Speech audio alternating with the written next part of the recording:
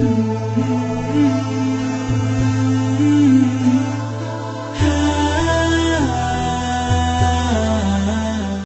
hamdalillahi nahmaduhu wa nasta'inuhu wa nastahdihi wa natubu ilaihi min shururi anfusina wa sayyiati a'malina may yahdihillahu fala mudilla lahu wa may yudlilhu fala hadiyalah. Ashhadu an la ilaha illallah wahdahu la syarika lah wa ashhadu anna Muhammadan abduhu wa rasuluhu la nabiyya wa la rasulahu ba'dah. Qala Allah Ta'ala fil Qur'anil Karim, a'udzu billahi samii'in 'aliim minasy syaithaanir rajiim. Ya ayyuhalladzina aamanu taqullaha haqqa tuqatih wa la tamutunna illa wa antum muslimun. Wa qala Rasulullah sallallahu alaihi wa ala alihi wasallam, man salaka tariqan yaltamisu fihi ilman sahhalallahu lahu bihi tariqan ilal jannah. Ihwani rahimakumullah, alhamdulillah kita bersyukur kepada Allah Subhanahu wa taala pada hari Sabtu pekan keempat ini Allah mentakdirkan kita untuk kembali bermuajahah, bermusafahah di majlis dan tempat yang mulia ini. Semuanya kita niatkan untuk melaksanakan kewajiban sebagai seorang muslim, yakni thalabul ilmi. Semoga apa yang kita lakukan pada malam hari ini dicatat sebagai ibadah di sisi Allah Subhanahu wa taala, dan kelak dengan rahmatnya kita dimasukkan ke dalam surga Allah Subhanahu wa taala. Amin ya rabbal alamin. Salawat teriring salam semoga tercurahkan kepada Nabiullah Muhammad sallallahu alaihi wa ala alihi wasallam, pada keluarga sahabat tabi'in dan tabi'ut tabi'in serta orang-orang yang tetap istiqamah menjalankan sunnah-sunnah beliau hingga yaumil qiyamah. Ihwani rahimakumullah, kita akan melanjutkan pembacaan kitab Minhajul Muslim, yakni Al-Faslu As-Sabi' fi Ahkamil Janaizi, ya, fasal yang ke-tasik, yang ke-9, yakni hukum-hukum yang berkaitan dengan jenazah. Itu ada 3. Yang pertama sebelum kematian, ya. Yang kedua ketika terjadi kematian. Kemudian yang ketiga apa yang harus dilakukan setelah jenazah dimakamkan. Kemarin kita baru bahas fima yang bagi, ya,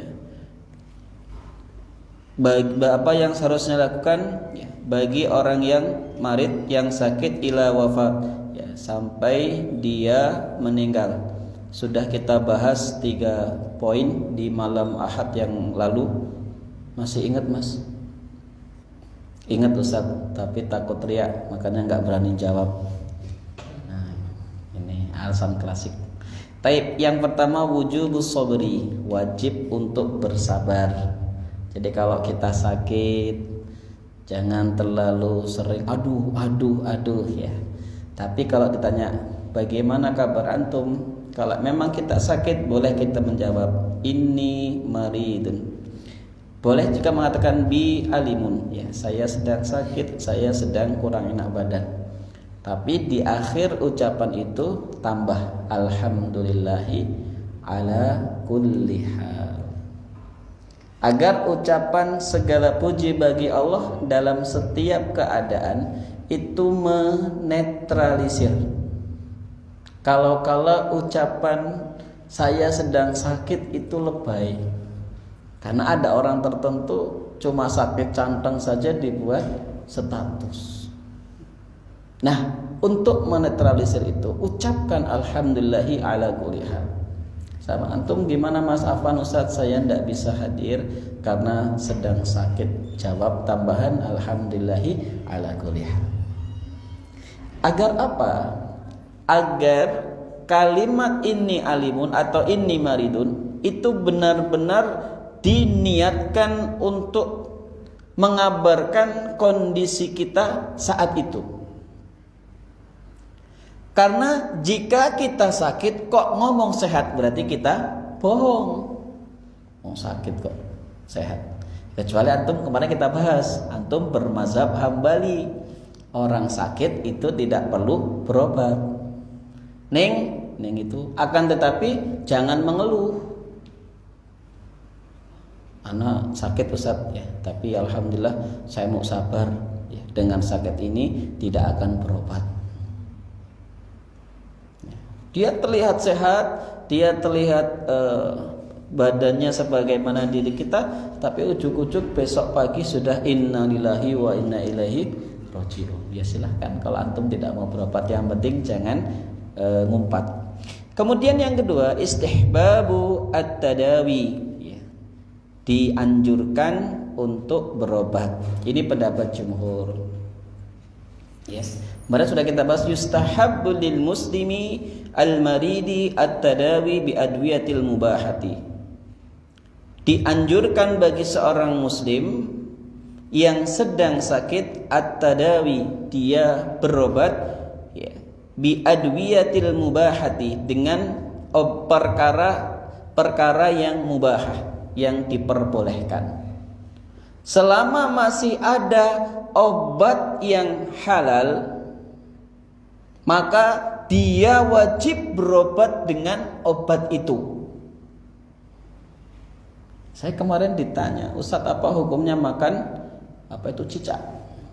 Saya memilih pendapat cicak itu haram. Bagaimana kalau untuk obat? Saya bilang memang tidak ada obat lain. Ada Ustaz, tapi itu lebih cepat. Ya, berarti kita sabarnya yang harus ditingkatkan.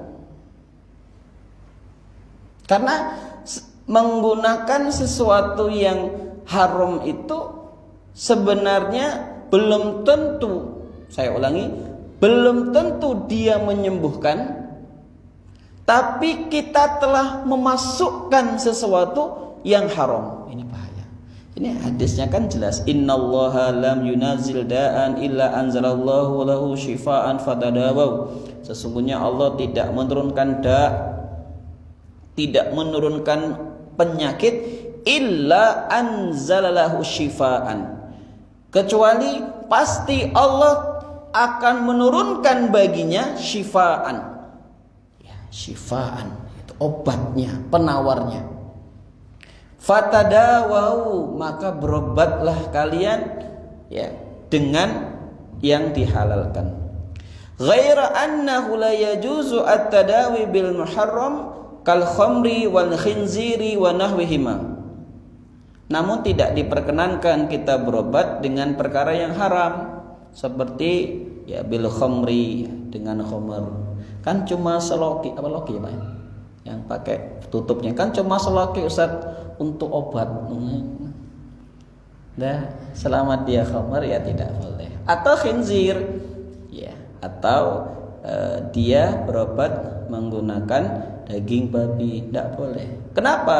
Liqaulihi Rasuli sallallahu alaihi wasallam, innallaha lam yaj'al sifaakum fi ma harrama alaikum. Hadis riwayat Baihaqi.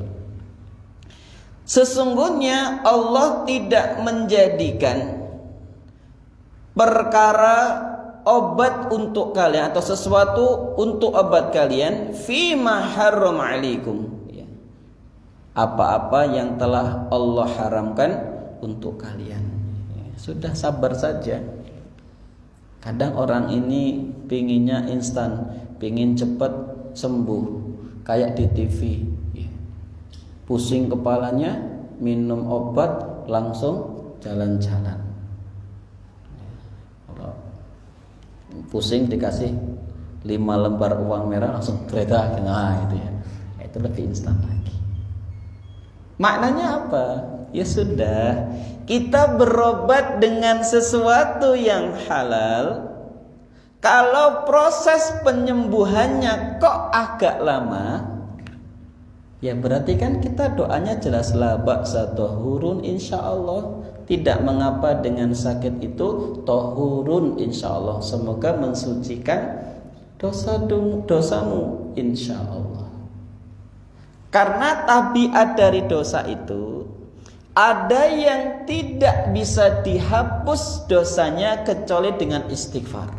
Kecuali antum dan saya melazimi pagi-pagi sebelum subuh astaghfirullahalazim 100 kali, atau astaghfirullah wa atubu ilaih 100 kali, atau yang riwayat pendek astagfirullah, astagfirullah. Kadang dengan itu Allah menghapuskan dosa kita. Ada yang dosa tidak bisa dihapuskan kecuali kasrati sujud, dengan memperbanyak sujud. Salat maksudnya. Ada dosa yang mungkin tidak Allah hapus kecuali dengan memperbanyak wudu, wabil khusus dosa-dosa yang ditimbulkan oleh mata. Dan ternyata juga bisa jadi ada dosa yang tidak bisa gugur kecuali ketika kita bersungguh-sungguh menghafal, puluhan kali menghafal dan tidak hafal-hafal. Ada yang pernah kayak gitu? Kita ada hafalan. Kemarin Gen 2 itu ada hafalan dari Ustaz. Mudah-mudahan tidak lupa. Ya, surat Al-Mu'minun ayat 99 dan 100. Baru ingat sekarang. Nah, itu kadang kita lama membacanya. Untuk benar baca saja kita butuh 10 kali mengulang membaca 2 ayat ini. Tapi tidak pernah kita sadari padahal setiap satu huruf itu 10 hasanah. Nah itu 10 kebaikan, 10 kebaikan, akhirnya Allah menggugurkan banyak dosa kita. Dan ternyata juga ada dosa yang tidak bisa dihapuskan oleh Allah kecuali dengan sakit. Jadi kalau kita ini kok ngeluh terus, sakit ngeluh, pas sehat tidak pernah bersyukur lah. Terus kita ini maunya apa? Ya, harusnya kalau dia sakit, ya ucapkan alhamdulillahi ala kulli hal. Tidak apa-apa ya Allah, dengan sakit ini ada kesempatan saya untuk istirahat. Minimal kalau izin di perusahaan tempat kita kerja ada surat keterangan sakitnya. Tidak apa-apa ya Allah, karena selama ini saya sibuk berangkat sebelum matahari terbit, ya pulang setelah matahari tenggelam. Jadi sampai anak saya saja lupa dengan wajah bapaknya. Mana ada sih Pak orang yang kerja itu berangkat karena ingin dari macet itu sebelum anaknya bangun, pulang karena ada lembur, ya tutup buku atau apalah itu, pulang jam 9. Terus seperti itu sampai anaknya pas ketemu hari Ahad, ini siapa Mi? Ini siapa Mah? Bapakmu. Kok jelek? Gitu ya. Ya karena gak pernah ngeliat. Ada nggak Pak? Mas, banyak pirang-pirang itu. Banyak sekali orang yang seperti itu. Makanya dikasih sakit biar nunggu ini bapakmu yang pesek bisa. Jadi laku hal itu baik. Cuman kadang-kadang kita ini tak ajar, tergesa-gesa. Makanya salah satu pintu terbesar iblis masuk ke hati manusia itu ada 12 ya atau 13 saya lupa. Dalam kitab Mukhtasar Minhajul Qasidin itu poin yang keempat itu apa? Al-ajlah, kesusu, tergesa-gesa. Itu tidak boleh. Ya, dalam Minhajul Abidin juga itu diterangkan 7 langkah iblis. Misal manusia itu poin yang ketiga atau kedua itu dibisiki untuk ingin cepat selesai mengerjakan sebuah kebaikan. Dia tidak sadar bahwa sakit itu juga bagian dari kebaikan. Kan Ustadz sering ngomong, kalau kita ini sedang sehat, saya ulangi, kita ini sedang sehat, kita ini sedang lapang, kita ini sedang luang, maksimalkan kebaikan. Kenapa Ustaz? Kenapa Pak? Untuk persiapan kalau nanti kita safar, kalau nanti kita sakit, kalau nanti kita lupa, akan ditulis pahala yang sama sebagaimana kita mukim, sebagaimana kita sehat, sebagaimana kita ingat. Enggak enak. Hadis Al-Bukhari dan At-Tirmidzi. Cuma kadang-kadang kita ini coba cari obat yang paling ya memang sih Pak, kita nggak boleh juga berharap ya Allah sakitkan aku ya Allah, terserah apa saja, yang penting cepat mati. Ya jangan, memang sudah punya bekal yang baik.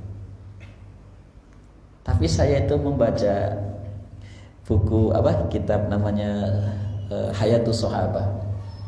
Saya membaca buku ini, masya Allah ya Pak. Jadi kata penulis itu, jadi kalau dikabarkan besok kamu meninggal wahai sahabat, wahai tabiin, wahai tabiin, itu mereka maza dan amali, mereka tidak akan pernah menambah amalnya karena memang sudah cukup amalnya.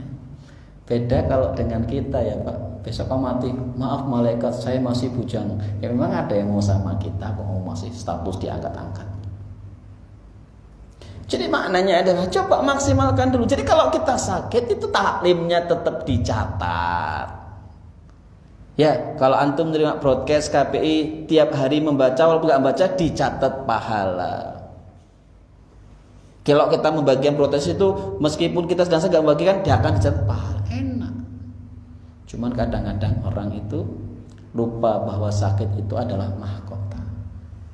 Ya, dia ada sebuah pepatah mengatakan as-sihhatu tajun ala ru'usi as-sihah la ya'rifuha illa al-mardah. Satu menghafal tahun 2003. Ada yang mengatakan ini hadis, ada yang mengatakan ini qaul ulama saja. As-sihhatu tajun. Kesehatan itu taj, ya. Taj itu mahkota. Ala ru'usi as-sihah, yang Allah letakkan di atas kepala orang-orang yang sehat. As-sihhatu tajun ala ru'usi as-sihah la ya'rifuha illa al-mardah. Tidak bisa mengetahui taj itu, tidak bisa merasakan adanya mahkota itu illa al-mardah, kecuali orang kalau sedang sakit. Makanya kadang kita dibuat sakit biar merasakan ternyata makan sate bontet itu enak, apalagi gratis. Dengan sakit itu kita tahu bahwa makan bebek dengan sambal yang pedas sampai 25 cabai itu enak. Kalau kita merasakan pernah sariawan. Coba kalau kita sehat terus, enak. Kita tidak akan pernah tahu touch kita. Touch itu mahkota kita. Tapi tadi terkadang manusia itu banyak sering mengeluh. 65 hari itu hanya Allah beri ujian 1 minggu atau 2 minggu saja, tapi mengalahkan 350 hari yang dia sehat. Makanya benar Rasul itu bersabda, ya, ni'matani maqbunun fihi ma katsirun minan nas. Ada 2 jenis kenikmatan yang paling banyak dilupakan manusia. Saya merenungi hadis ini lama Pak, saya sampai sholat berapa kali untuk minta pemahaman hadis ini. Jadi gini, saya itu kalau mendapati perkara yang iskal itu problem itu, saya sulit memahami, itu bisa saya sholat hajat. Karena kadang tidak bisa ditembus itu. Jadi saya harus minta sama Allah, ya Allah coba ya pahamkan saya ini gimana ini kok agak sulit. Termasuk hadis ini.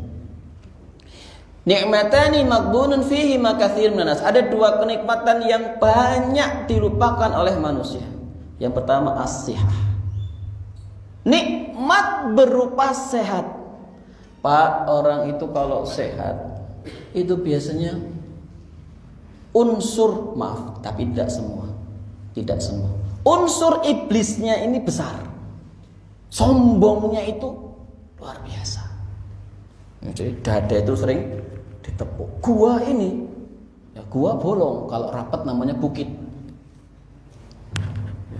Tak usah. Ya. Jadi nikmat sehat itu banyak dilupakan. Padahal ketika dia sehat harusnya dimaksimalkan untuk kebaikan. Saya itu ada yang DM saya tadi Pak, ada yang DM itu direct message, ada yang japri saya. Ustaz apa enggak? Capek Ustaz hari ini 3 majelis ya. Saya bilang bukan 3, 4 karena Barisa ada majelis lagi gitu ya. Ustaz enggak capek ya, mumpung masih sehat. Ya. Semoga ya, dengan pertolongan Allah menjaga niat kami dan kesehatan kami. Tadi baru parkir mobil ada Ikhwan nganter Ustaz ini madu dan suplemen untuk Ustaz, coba. Kan min haitsu la yahtasib kan. Itu bukan ujuk-ujuk itu. Tiba-tiba, tapi itu by skenario Allah Subhanahu wa taala untuk menjadi asbab dia memberikan itu. Padahal saya tidak pernah posting saya pingin madu, saya tidak pernah. Tapi Allah menggerakkan si fulan ini untuk tadi menyambut saya ketika selesai parkir. Ini Ustaz untuk suplemen Ustaz. Masya Allah. Jadi gak usah khawatir kalau kita itu sehat, maksimal kebaikannya, nanti pas kita sakit itu akan dihitung pahala yang sama.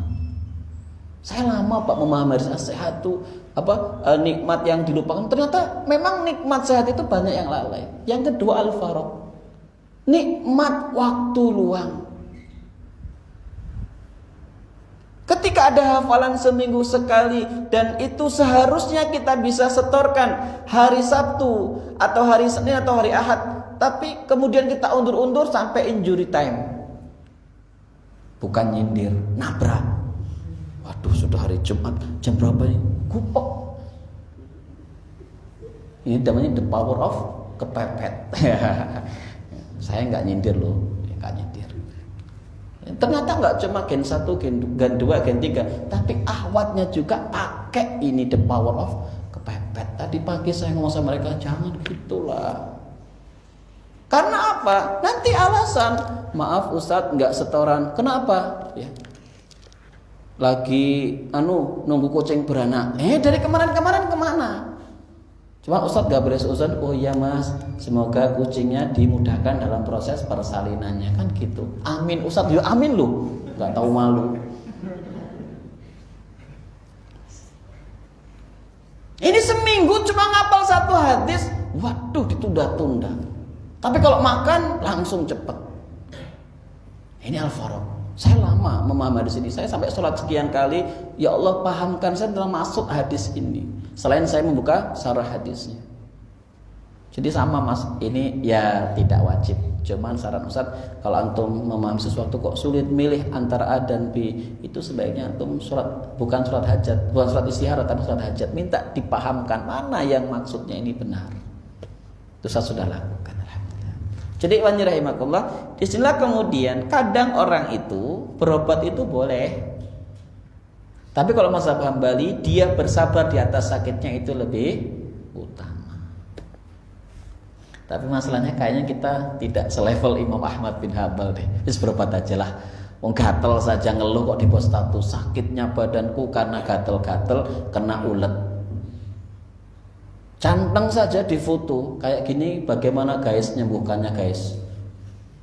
Dikerek tapi sakit guys, ada usul lain guys? Insya Allah. Dipukul pakai palu sakit guys, ya beruntunglah Anda masih merasakan cantengan di jempol, itu menandakan Anda masih punya jempol. Saya sakit kepala Ustaz, beruntung. Kenapa? Berarti antum masih punya kepala. Karena orang yang tidak punya kepala itu tidak pernah merasakan sakit kepala gitu.